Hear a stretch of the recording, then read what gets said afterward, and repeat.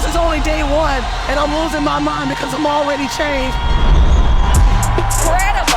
And so many connections. It's crazy. I came to take my speaking to the next level. They took my life to the next level. Ain't no competition when you make it to the top. More family time, more abundance. You've been made for more. Either you're in the midst of adversity, just came out of adversity, or you're about to head into some adversity. So you better be prepared for it either way. Don't miss it because it's life-changing.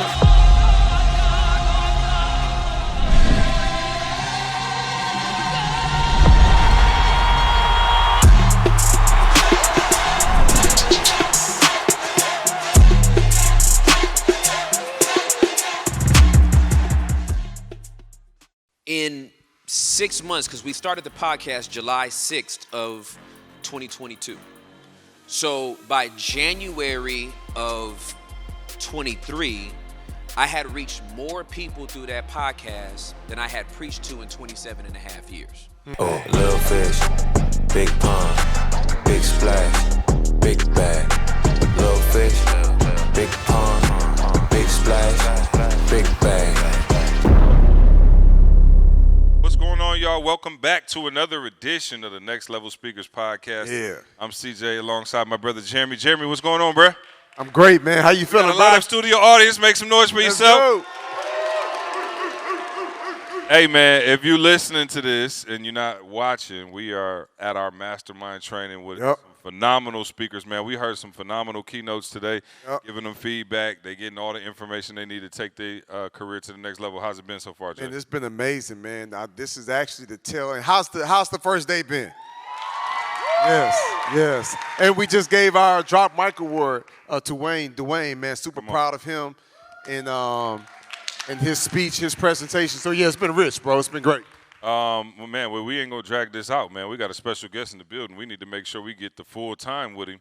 Absolutely. Why don't you do the honors, brother? Yeah, man. So, look, y'all are in for a treat, man. My brother is a major influencer, husband, father, man of God, pastor, podcaster. He literally had a church with thousands of members. God said, make the move, start a podcast. He's going to amplify your voice in front of millions of people. And within like the first year, 600,000 followers and subscribers. He's been doing absolutely bonkers. He is my good friend, Tim Ross. Put your hands together. Make some noise, y'all. Make some noise. I got bread in my pocket. Yeah. Bright T. lights, Ross. flashing. Fresh out the tomb like I'm Lazarus. Hop on the beat, I'm spazzing. Got him in shot like anaphylactic. Ay, they wanna party, I'm crashing. When I pull up, my little shot. Most people don't move on with their lives peacefully because they've never said goodbye internally. Like they've said it in word, but they haven't done it in deed.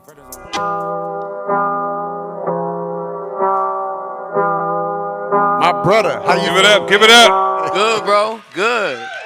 Hey, y'all. Man, before we get going, I got a very serious question. Yes, sir. Tell us the story behind the glasses. You know what I'm saying? I see the glasses. Y'all, you say I was about to say the same thing. Yeah. Give us the backstory, man. You always fresh with the glasses. What's that about? All right, so I had to wear glasses. Not, it was mandatory. My vision started getting blurry. So, glasses become an accessory. And I wanted something that, like, fit my face and that, like, really described my expressions.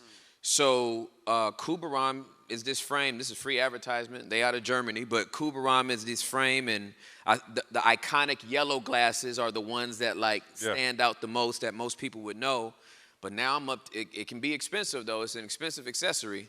Yeah. I got nine colors of the same frame. Oh, wow. And I need prescriptions in all of them. So it's expensive. You're committed. I'm committed. Yeah, exactly. I'm absolutely committed, for sure. You need to go and get a sponsorship there. I do. Yeah, hit them up. I'm going to see if them Germans like us. Real quick, man, because I just recently, Jeremy hit me a while ago, was like, man, you need to get up on my guy. So I've been watching your stuff and checking it out, but I don't have a complete backstory. So you were a pastor. Yep. For how long? And then I heard you just told the saints, I'm out. Yeah, so I was a lead pastor of a church for 7 years, but I started preaching a month after I gave my life to Jesus. So from 1996 all the way up to 2022, I had been in ministry in some form or fashion, and then spent the last 7 years as a lead pastor. Okay, and then why that exit? What was it telling you? Hey, it's time to transition into this new season? Yeah, so like this wasn't planned. So in September of 2021, a friend of ours came to the church, preached a great message, and at the end called me and my gorgeous wife Juliet up, and she back there Come on, there Juliet. with her fine self. Your fine self. I always say it aggressive to her. Your fine self. So the lady gave us a prophetic word and was like, and we thought we knew what the word meant. And then 4 days later, all I heard was like the Holy Spirit saying, your time as a lead pastor was coming to an end. So low key, I thought I got fired. Like, cause nothing was wrong. Like the church was great, the attendance was great, the money was great, the movement was great, the trajectory was great. But when the season is over, it's over. And it's not over when you say it's over when he says it's over. So that's what she put that prophetic word on you, but were you already feeling that? Felt nothing, bro. Felt nothing, bro. Did you check her resume first, or? Well, you know what I'm saying? I just don't. When people see, I got a prophetic word, I be like, hold that. Yeah. Because I don't know you. Yeah, for so sure. You know what I'm saying? Just me personally. Absolutely. I'm not. Everybody just can't. Absolutely. So she had credibility in you. She had credibility. Okay, cool. Her credit score was high. And just to be clear, the word that she gave, the way I first heard it was like, oh yeah, this word is dope because it means this. The church is growing. We about to build new staff, and we about to get a new building. That's what I thought it was confirming. Yep. It was 4 days later in my quiet time where God was like, listen to that word again. And so when I went to listen to it again, I literally thought somebody overdubbed it. Because I heard something completely different. And that's when he was letting me know, nah, you tried to make that word fit your own agenda that you were already going on. I'm telling you, this season's coming to an end. Wow. And so a lot of times you can get a word from God, and that word from God can be such a whiplash of a pivot from your plans that you really have to submit, right? That's what E.T. was talking about earlier, right? Like I have to surrender what I think this is for what God says it is. So, Juliet, I just want to know where she was on that because,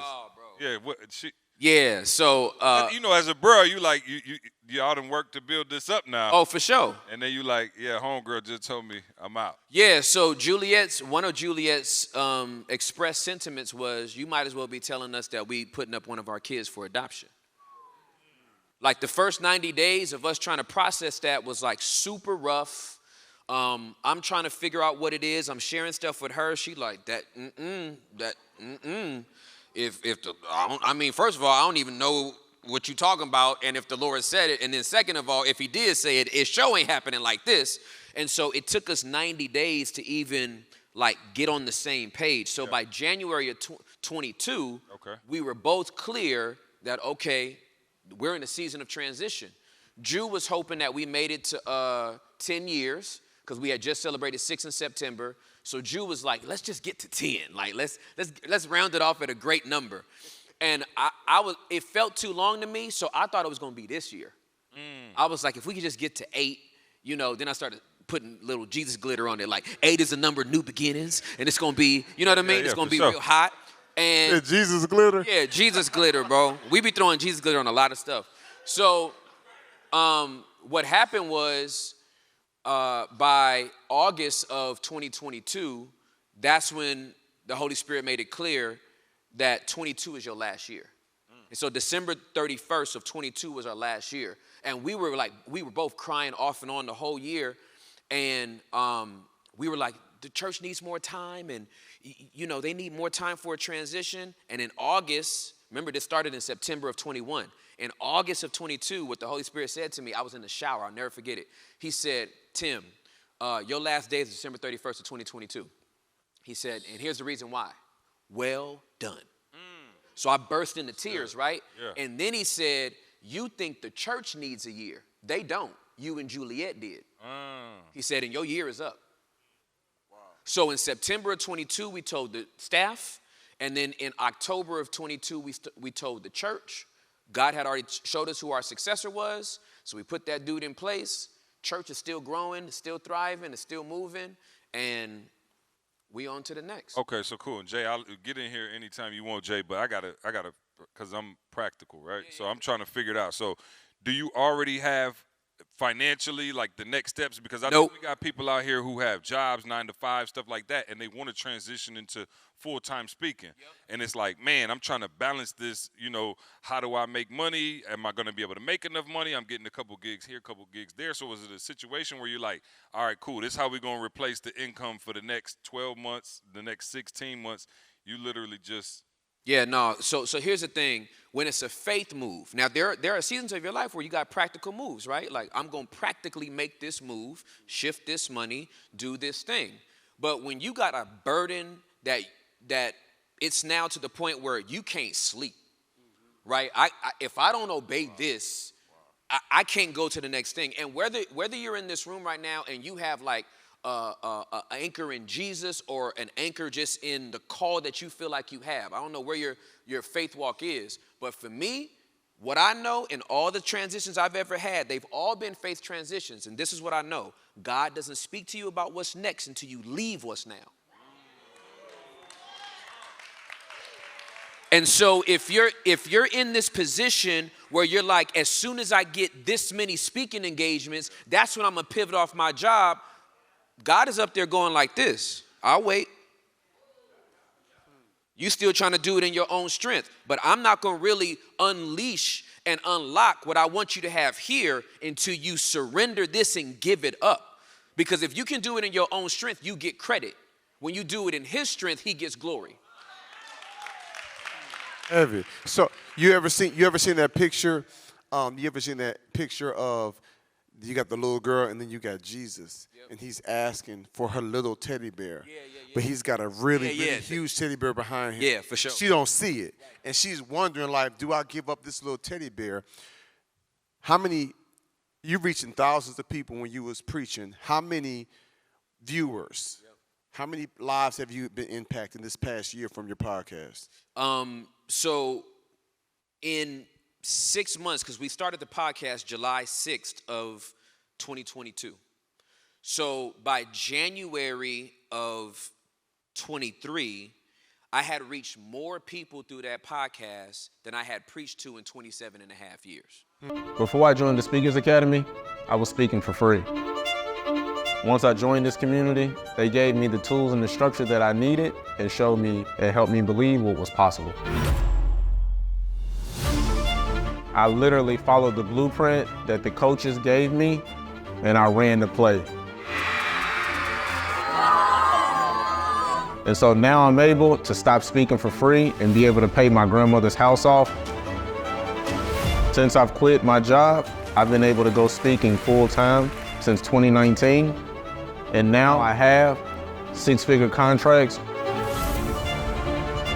with school districts all across the country. My name is Logan Taylor. I'm a professional speaker and a curriculum developer.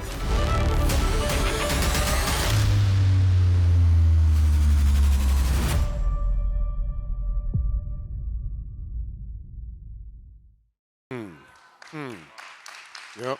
And not by a little bit. I'm talking like an eclipse. Right. And just so y'all have context, there was nothing about my years in ministry that gave any indication that the podcast was going to pop off like that. Right. Like if Bishop T.D. Jakes starts a podcast, you expect millions of dollars, millions of people to drop it. But yo, it wasn't like that. Like my whole ministry has been discipleship. Crucify your flesh, eat his flesh, drink his blood. Like, that ain't sexy. Right. You know what I mean? People ain't like, oh, I can't wait to hear that guy's message. People coming to our church, I was like, you ready to die? Like, people, we weren't giving out candy and being like, man, I'm so grateful you're here. The Lord's going to do amazing things with your life. You came in, I'm like, you ready to die? They're like, not today, maybe the next week, you ready to die? Like, that was the message. And so I was not on social media prior to March of 2020. See, and I ain't gonna lie, I capped a little bit. He was like, what was his following like before? I was like, it was moderate. Yeah. You weren't even on. I wasn't even on. And I'm not talking about deactivated. I wasn't on social media.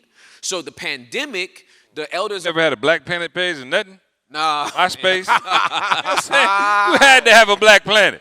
Everybody had a Black Planet. Who had a Black Planet? Where my 40-year? Okay, look, see, they telling the truth.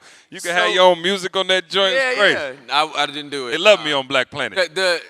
I'm an introvert, so it's like the more anonymity and privacy I can hold on to, I cherish it.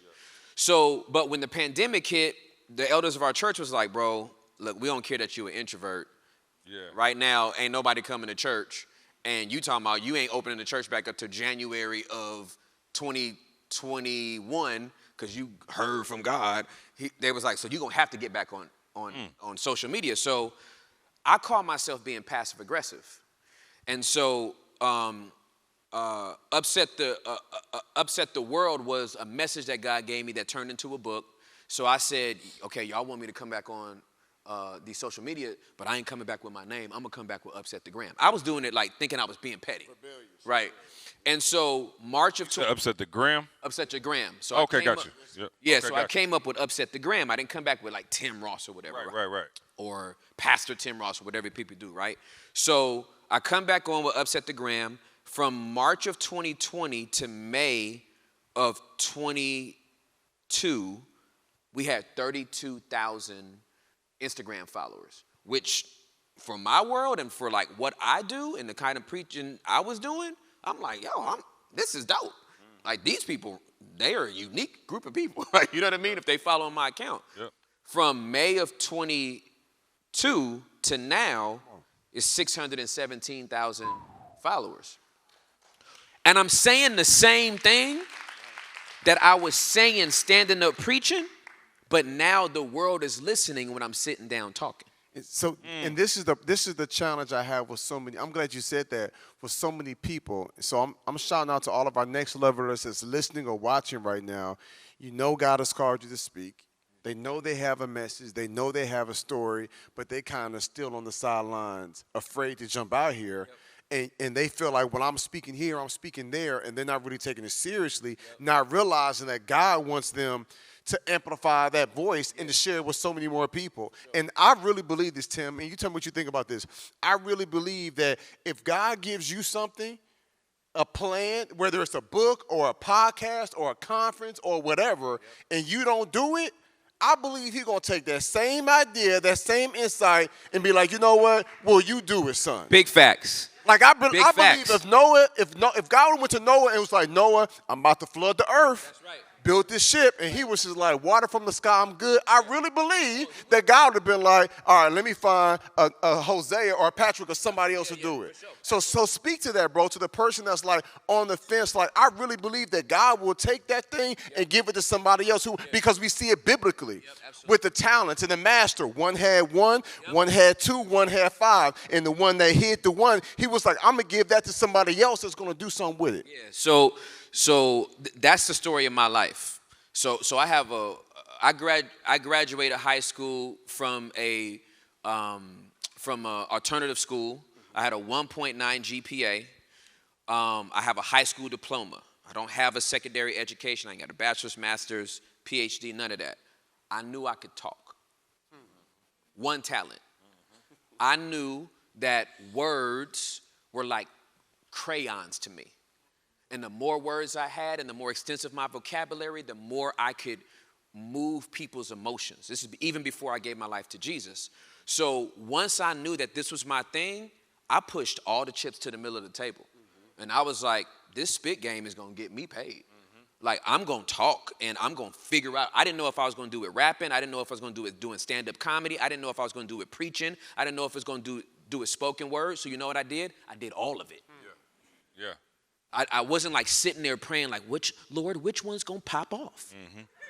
I did spoken word. I pressed up 2,000 CDs because I thought I was gonna be my cousin Lecrae before I even knew he was my cousin. So I'm like, I'm gonna be a rapper. I put out the mixtape. I put out the battle, the diss tracks. Then I put out the actual album, and the market didn't want it. So I'm like, okay, it must not be that. The comedian side of me, the comic side of me, it actually could have been that, but I grew up in a legalistic church, so I actually thought I was going to hell when the club manager of the Improv actually invited me back the next Friday. I was like, oh snap, I'm probably gonna be in the green room with Dave Chappelle and be smoking a pack of cigarettes and go to hell. So I ran from that, and like the preaching just kept on popping off. So I was like, I'm gonna try this. And that's what kept opening doors, and that's what literally took me around the world. So you cannot be afraid to fail. Failures are just findings that get you closer to the thing that you were ultimately always called to do. That's good. Yeah. What's the science behind the podcast? I know, obviously, we all have our podcast up here. What's been your golden ticket on the podcast? Like, what do you think the one thing that's resonating with people, why they continue to come back week after week? Because to grow your podcast like that, now we know the podcast world is a lot more populated than it used to be, right? We started 7 years ago. Yeah. So I mean, it was like I remember everybody was like, "What's a podcast?" Right, exactly. Now we're in a world where there's a ton of them, but 5 million and counting. Yeah, that's right. Not a ton of good ones, and I tell people all the time. Yeah, that's even more reason you should do it. For sure. Because there's more awareness about it, and now people are trying to find the good ones. Right. And so what's been your, kind of secret sauce on your podcast that's kept people coming back? Vulnerability. Point blank, period. We have created a safe space for people to give us the gift of their vulnerability. And I sound like a dweller out there. And so people need to be seen, heard, known, valued, and still loved.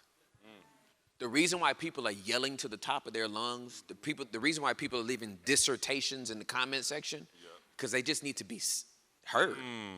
Everybody just trying to be heard. The reason why people are making reaction videos, because people just want to be heard. And so anytime someone has felt cut off individually, as a community, as an ethnicity, politically, what do? They just scream louder.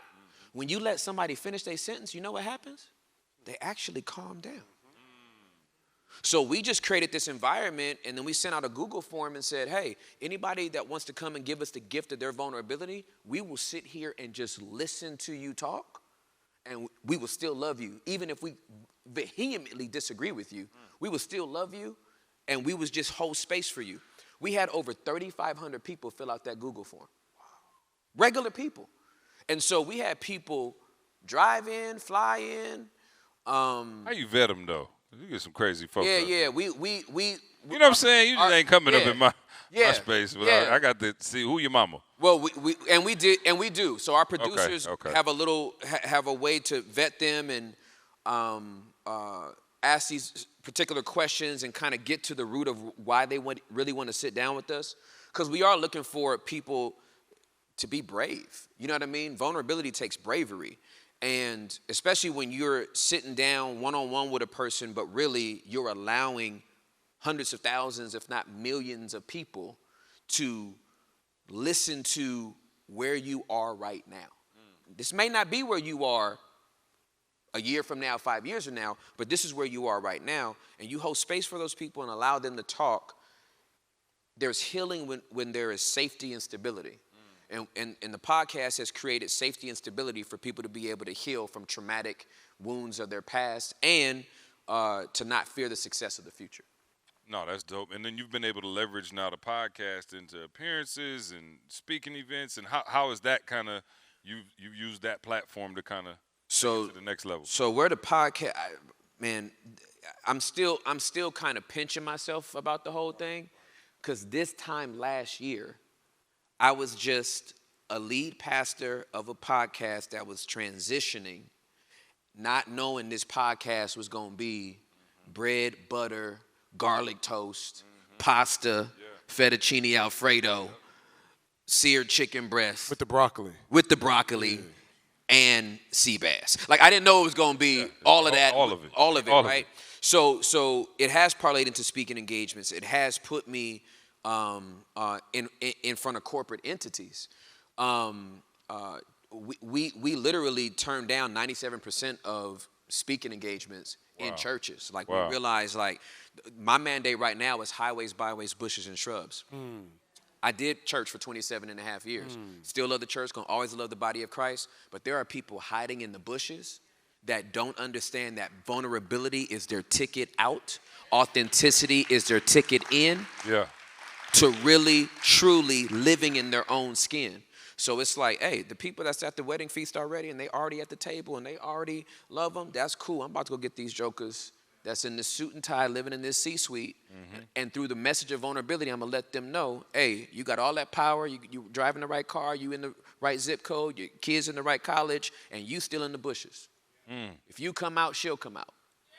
If you come out, they'll come out.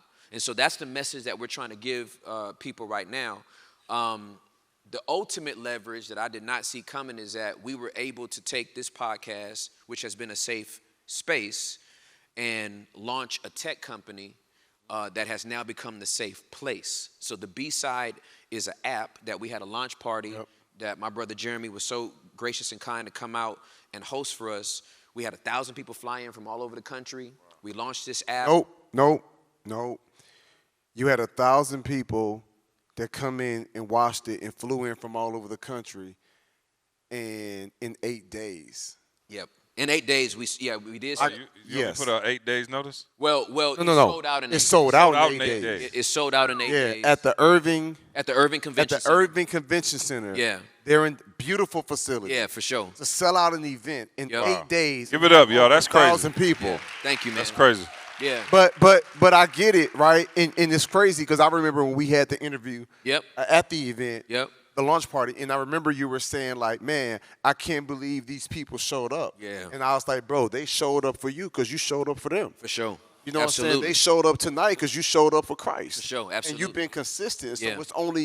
it's only a matter of time before that thing comes back. And Absolutely. I think the reason why we gelled and connected so hard so quickly is because you a man of faith and you really stepped out on faith. Yeah, for like sure. I got a lot of Yeah. respect for that. For somebody that's like, yo, I'm pushing all my chips to the front of the table. I ain't got no safety net. I remember at one of your interviews, you was like, bro, I left my church. And you was like, and let me just say this, it wasn't no crazy scandal. Because some people, feel me, see? Oh, yeah. They switch up in ministry like, God saying do something else. Like, nah, you got There's a baby. got There's a somebody baby pregnant. in the bushes. There's a whole side saying? chick in the bushes. You definitely done got one of the saints pregnant. right. But you was like, nah, Believing everything is smooth. Like God is really having me going Yeah. to uncharted territory. So God considers you righteous because of your faith. Like Abraham was considered righteous because of his faith. So I'm just sharing it like to all of y'all in the audience, those of you listening and watching, like there is that faith element that you have to have. So if somebody's like, man, well, God, why did you bless Tim? He got 600,000 followers, hundreds of thousands of subscribers, hundreds of thousands of people watching the episodes when they drop every single week and all of that. Like, why does he get to, it's like, yeah, but they didn't see that, but they didn't see when you left the church.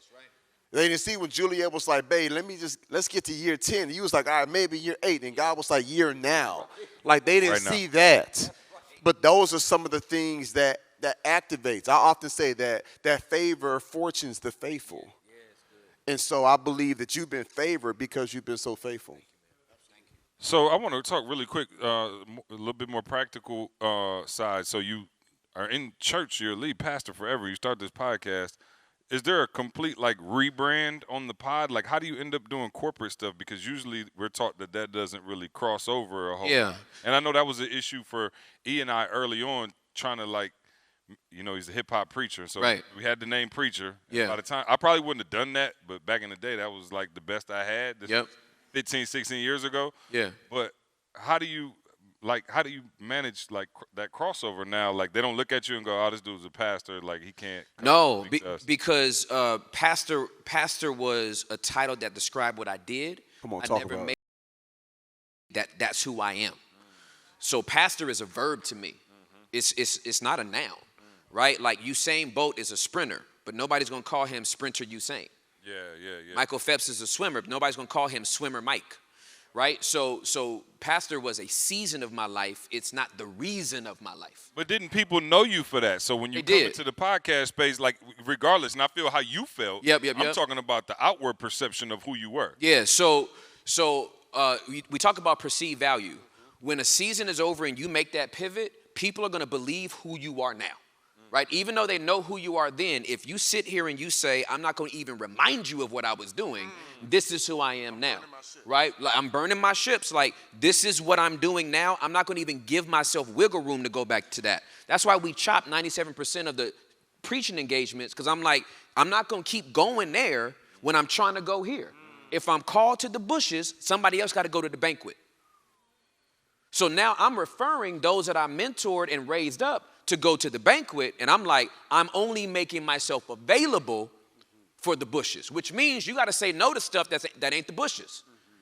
Well, the banquet still knows you, and they still trust you. Why don't you keep coming? No, I'm bushes only. I'm bushes only. So what if that only means 3 corporate events this year? Well, I'm bushes only. I guess I'm gonna have 3 engagements in that space. But when you focus on that and you make that the desire and the goal, that's when God starts opening up doors that you could have never planned for. Right. And I'm excited for our audience because tomorrow he's going to do a training, but a session, but he's really going to give a speech, a keynote presentation with the power of vulnerability, but something that he would use in the corporate space. So this is the same message that you would share churches, on podcasts, in the spiritual. Tomorrow, you all are going to learn and see how he packages that same thing that he's been offering to churches over the years to now package it in the corporate space. So y'all are hearing it for the first time because this is the first platform that I'm actually, that's what he opened the door for me to do here. Yeah. Real quick, we got another minute. Do you have an idea of what's next? Or are you just sitting down in this and just taking all of this in? Or do you already kind of have that next move planned out? Yeah, so what I know is next is that I'm supposed to build out this platform that God has given us stewardship over. Since last Friday, we have over 10,000 downloads with almost a 30% conversion rate right now. I think I'm supposed to be the John Stewart of my so this is the B-side app is really the daily show for me, and all I want to do is spin off talent. So I'm looking to spin off Samantha Bees and Ronnie Chang's and Steve Carell's, Stephen Colbert's, Trevor Noah's to succeed me. I'm looking for that next person to take my place because I got other stuff to do. That all apostles really do is they're sent somewhere to build something, and then they build something to send other people. So once I'm done building something, I'm on to the next thing. So I don't want to be in the way. I don't want to trap apostles and disciples' bodies. Those that I'm mentoring right now are supposed to be ahead of me, beyond me, past me, and I want to move out of the way so they can be there. So for me, it's building this brand, starting to do more corporate events, and helping people understand that vulnerability is the ticket to be in their authentic skin. Ladies and gentlemen, the one and only Tim Ross. Give it up. Appreciate y'all. Hey, man, nextlevelspeakersacademy.com. Appreciate y'all joining us on this podcast. Make sure y'all go check out the website. If you want to be a speaker, Jay, can you give them a quick butcher's cut? They said we didn't do it last episode. Give me a 60-second butcher's cut. Yeah, if you really want to be powerful, you really want to make maximum impact, you got to be vulnerable. Like Tim said, vulnerability is his superpower, and that's your superpower. So the more open you are, the more you're going to set people free. Let's get it. Next level. Hey, what's up, y'all? Jeremy Anderson here, founder of Next Level Speakers Academy. And look, we're always looking to see how we can take to the next level. Me and my team have been meeting, and we said, man, how can we enhance the experience, right? How can we put the people within our community in the best position to get as many opportunities to speak and share their gift and their message with the world? I am pleased to announce that we have just launched our Next Level brand studio. For those of you all that's in the Facebook group and online and send me DMs, Jeremy, who did your website? Who does your branding? Who did your EPK? Who does your reel? We now build a team of people that's been working with us for years that's now going to work with you. So for those of you all that want a brand, right? You want a real custom logo and an EPK and business cards. You really want to put yourself in the best position to really be taken seriously. we've got the opportunity for you, right? For those of you that said, man, I need a website that's nice like yours, Jeremy. I don't have as much content, but I got enough to get a really strong website to put me in the best position. Man, we've done so many websites. We've got the team, the crew ready to support you. For those of y'all that realize people don't want to book speakers who are trying to be speakers, they want to book speakers who are already speaking, and you understand the importance of having a real polished and powerful professional speakers reel. Man, we got the team that's been working with me for over a decade, and now my team is your team. So whether you need a brand, a branding and a logo and EPK and all of that, whether you need a brand new website, whether you need a speakers reel, Next Level Brand Studio is the go-to place for premier speakers like you. It's ready to take your message and your brand and your story to the next level.